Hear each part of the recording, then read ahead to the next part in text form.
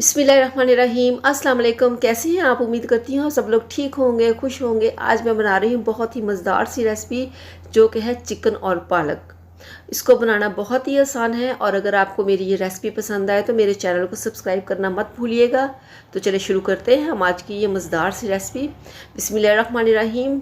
सबसे पहले कढ़ाई में डालूँगी मैं 1/4 कप के करीब कुकिंग ऑयल और इसके गर्म होने के बाद इसमें शामिल करूँगी यहाँ पे मेरे पास है 2 अदद प्याज। और प्याज को हमने यहाँ पे अच्छे से गोल्डन कलर आने तक इसको हमने फ्राई करना है। और जब ऑयल आपका गर्म हो आपने प्याज तभी डालने, इस तरह से आपके प्याज अच्छे से क्रिस्पी हो जाते हैं और वो जल्दी मतलब उस पर अच्छा सा कलर आ जाता है। अगर आप ठंडे ऑयल में डालेंगे तो आपको बहुत ज़्यादा टाइम लग जाता है, इसलिए हमेशा ऑयल गर्म होने के बाद आपने प्याज ऐड करने हैं। इसके बाद यहाँ पे शामिल करूँगी मैं तकरीबन 1.5 टेबल स्पून अदरक और लहसुन का पेस्ट। इसके साथ इसमें शामिल करूँगी खड़े मसाले, 2 बड़ी इलायची, 2 छोटी इलायची और 1 दालचीनी का टुकड़ा। तो इस खड़े मसाले को भी हम यहाँ पे अच्छे से भून लेंगे और अदरक और लहसुन का पेस्ट का पानी ख़त्म होने तक, अच्छी सी खुशबू आने तक इसको हम यहाँ पे फ्राई करेंगे। आप देख सकते हैं हमारे जो प्याज है और अदरक लहसुन के पेस्ट पे बहुत ही खूबसूरत सा गोल्डन कलर आ चुका है। तो यहाँ पे इसमें शामिल करूँगी मैं चिकन। मेरे पास है 3 पाव चिकन, जिसको मैंने अच्छे से धो के टोकरी में डाल लिया था ताकि जो इसका एक्स्ट्रा पानी है वो निकल जाए। तो इस तरह से हमने चिकन को यहाँ पे तकरीबन 8 से 10 मिनट के लिए फ्राई करना है ताकि अच्छे से इसकी जो स्मेल है वो ख़त्म हो जाए और इसका जो पानी है वो भी ड्राई हो जाए।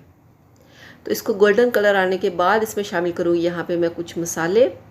मेरे पास है 3 अदद सब्ज़ मिर्च, वो मैंने बारीक काट ली थी। इसके साथ इसमें शामिल करूँगी यहाँ पे 2 छोटे साइज़ के टमाटर और साथ इसमें जाएंगे पाउडर मसाले।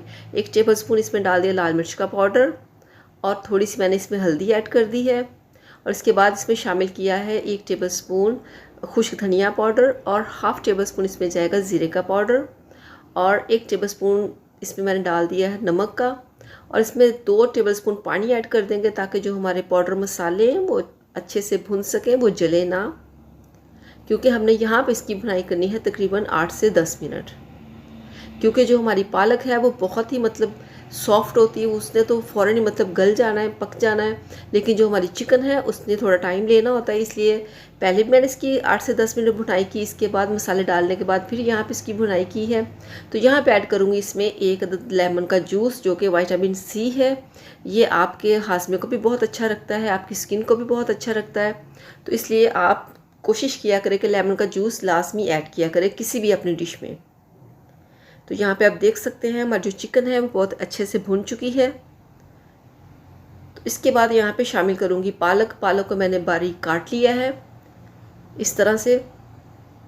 तो इसके बाद इसको यहाँ पे मैं शामिल करूँगी इसके अंदर। तो ये रेसिपी बहुत ही मज़ेदार है और इसको आप बहुत अच्छे से इंजॉय कर सकते हैं चावलों के साथ भी, स्पेशली पराठे के साथ। तो मिक्स करेंगे इस तरह से। और इसमें आपने बिल्कुल पानी ऐड नहीं करना क्योंकि थोड़ा सा चिकन के अंदर भी हल्का सा पानी था और इसके अलावा पालक के अंदर आपको पता है अच्छा सा पानी होता है। और इसको धोने के बाद मैंने टोकरी में रखा था, इसके बावजूद इसमें थोड़ा बहुत पानी था। तो यहाँ पे मैं इसको ढक दूँगी इस तरह से तकरीबन 8 से 9 मिनट के लिए नॉर्मल आंच पे। तो चलें चेक करते हैं, 8 से 10 मिनट हो चुके हैं। बिस्मिल्लाहिर्रहमानिर्रहीम।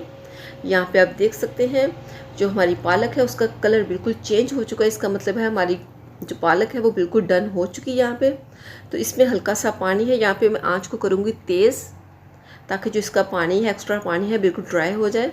क्योंकि हमें इसमें पानी बिल्कुल नहीं चाहिए, हमें बिल्कुल ये कि ऑयल फ्री, इसका ऑयल बिल्कुल सेपरेट चाहिए। यहाँ पे आप देख सकते हैं यहाँ पे मैंने इसकी बहुत अच्छे से भुनाई कर ली है तकरीबन 3 से 4 मिनट के लिए।